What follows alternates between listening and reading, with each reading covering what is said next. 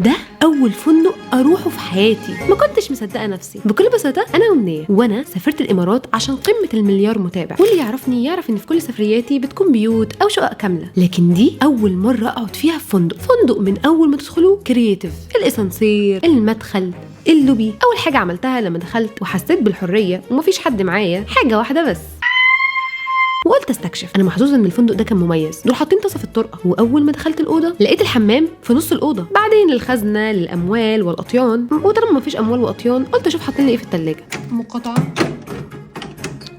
طبعا، بطاطس عمان. ما طلعتش غير بيه عامه. مين يحط ميه في كنزات؟ بعدين لقيت بنت حلوه قوي في الاوضه. ايه ده؟ دي انا. بص بقى، المرايه دي بتزون فبتجيب وش القمر.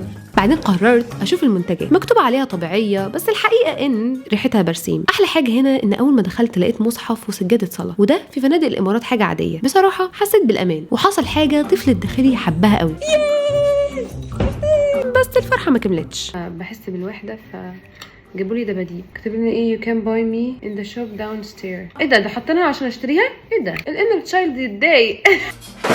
وصلنا بالسلامه للمكتب، مفيش اي حاجه مميزه، وحتى شكل التليفون زي زمان، وهو فعلا تليفون حقيقي تقدر تتصل منه، مش ديكور. ما شاء الله عاملين باب للحمام للخصوصيه، لكن للشاور اهم حاجه الشفافيه. بعدين تسالت هم ليه حاطين تليفون في الحمام؟ عشان ما تزهقش، يعني مش عشان الطوارئ. فبكل بساطه اهم حاجه لما تروح فندق ما تستغناش عن مبادئك وتسرق كله الا السرقه. مش بسرق الشاي.